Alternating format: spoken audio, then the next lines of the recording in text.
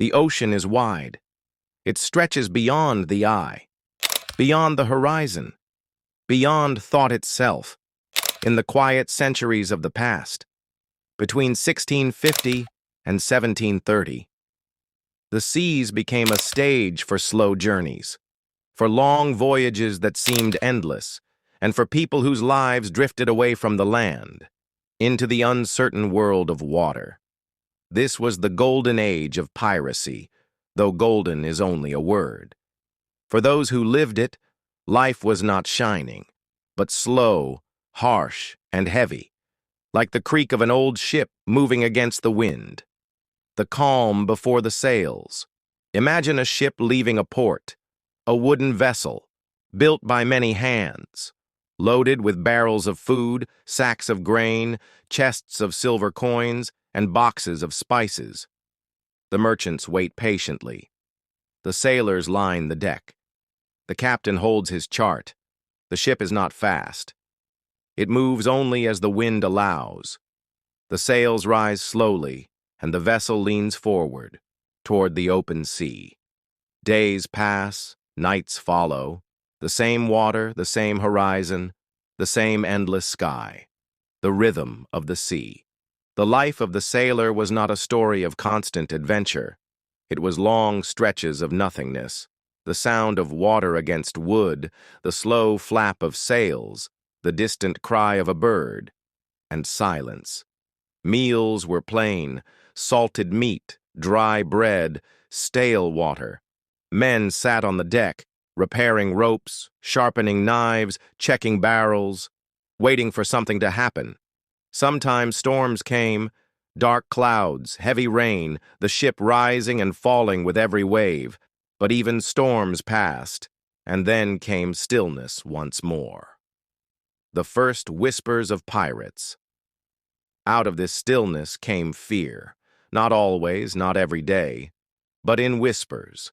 A black flag seen in the distance, a sail that should not be there, the rumor of men who lived without masters, who followed no king, and who took what they wanted from the sea.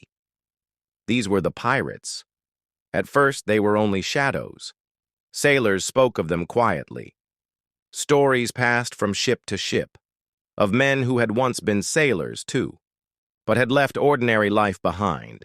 They were said to drink rum, to sing songs under the stars, to carve their own laws, and to share what they stole. Slow days, heavy nights. Yet most days, there were no pirates. Only the same routine, a man sleeping in a hammock, another counting rations, another staring at the water. Night fell slowly. The sky turned red, then purple, then black. The stars appeared, and the ship drifted on, a small wooden island in an ocean without end. Men slept lightly, hearing every creak, every shift of the wind, every drop of water against the hull. And in the silence of the night, the thought remained. Perhaps tomorrow. A sail might appear. A black flag might rise, and the stillness might be broken. A world between silence and fear. The Golden Age of Piracy was not only battles, it was waiting. It was silence. It was men watching the horizon for weeks. Every journey was a gamble. Merchants hoped to return with treasure. Sailors hoped simply to return alive. And somewhere out there, beyond the calm water, beyond the endless horizon, pirates waited too. Their lives were not rich. They too lived on stale bread, on salted fish, on water that grew sour. But they waited, and when the time came, they struck. The sea remained wide. The waves continued, and life on board moved slowly. But within that slow rhythm, some figures became remembered. They were not kings. They were not noble lords. They were sailors who chose another path, Blackbeard among them. One name is whispered more than others, Edward Teach, better known as Blackbeard. He was not a giant, he was not a monster, he was a man, a sailor, who tied his beard in knots and placed burning fuses beneath his hat so that smoke drifted around his face in battle. But here, in this telling, there is no battle, only the image of a man, walking the deck slowly, his boots heavy on the wood, his beard moving gently in the wind. Sailors feared him, not only for what he did, but for what they imagined. The smoke, the beard, the shadow. It was enough. Yet his life was short. Like many pirates, he lived for only a few years upon the sea, and then he was gone. Anne Bonny. There was also Anne Bonny, a woman who refused the silence of ordinary life. She left her home, she left her safety, and she chose the sea. She dressed as a man. She fought as one, too, but her days were not filled with glory. They were filled with waiting, with storms, with hunger, with the same endless horizon. Her story became a tale, a name spoken across centuries, but in her time, she was only one figure, among many, living a harsh and uncertain life. Calico Jack. Another was Calico Jack, named not for his power, but for his clothing. He wore bright calico cloth, while the rest wore plain. He too commanded a ship. He too dreamed of riches, but he too lived only for a brief span of years. Caught, tried, and remembered mostly because of those who sailed. But what was life like? When no battle was near, when no merchant ship was in sight, it was slow, it was dull, it was heavy with waiting. Pirates, like sailors, ate salted meat, dry biscuits, and drank water that often spoiled in the barrels. Sometimes they caught fish. Sometimes they roasted what little they had. They told stories in the night, stories of treasure buried in distant islands, stories of freedom, stories of gold coins shining in the sand.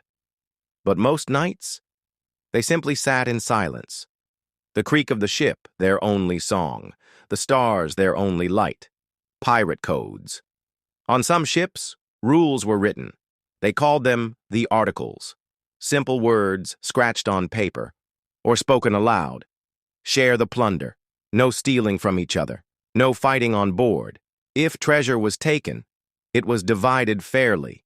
And so, in their own way, pirates lived not under kings, but under the laws they made themselves.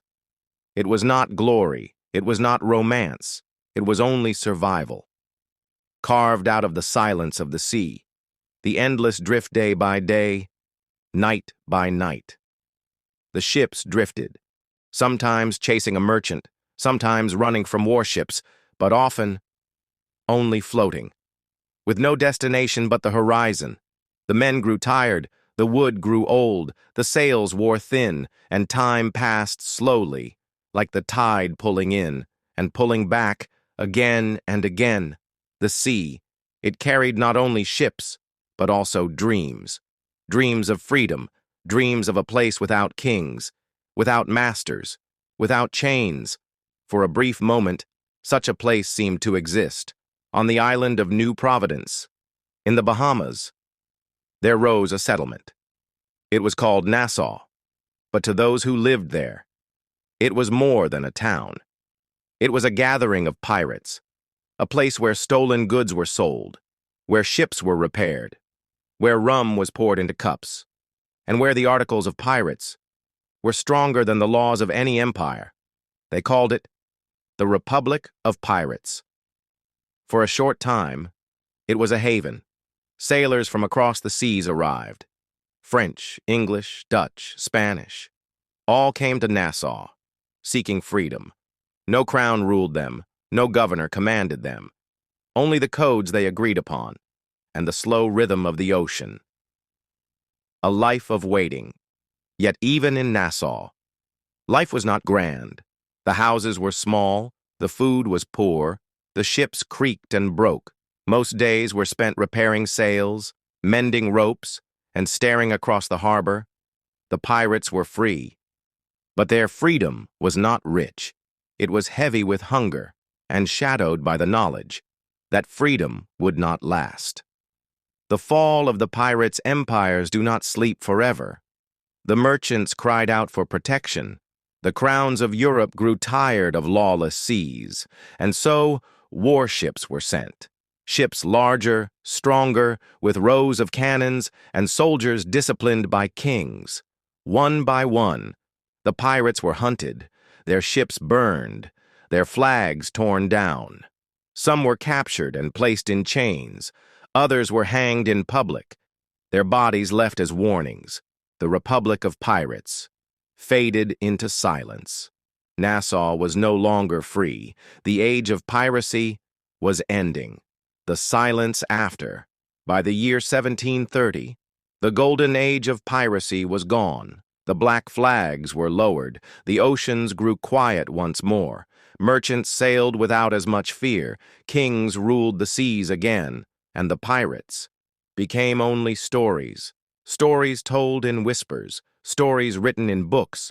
Stories of treasure never found. Of ghost ships drifting in fog. Of men and women who lived free.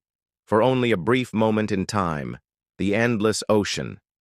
Yet the ocean remains. Its waves still rise and fall. Its winds still blow softly across the water. The ships of the pirates are gone. But the sea does not forget. Every tide carries echoes of wooden decks, of creaking sails, of voices long faded. The age has passed. The men and women are gone. But the ocean continues. And so ends the golden age of piracy. Not with sudden thunder, not with endless battles, but with the slow silence of time moving forward. The waves come, and the waves go. The ships are gone. The pirates are gone. And history drifts into sleep.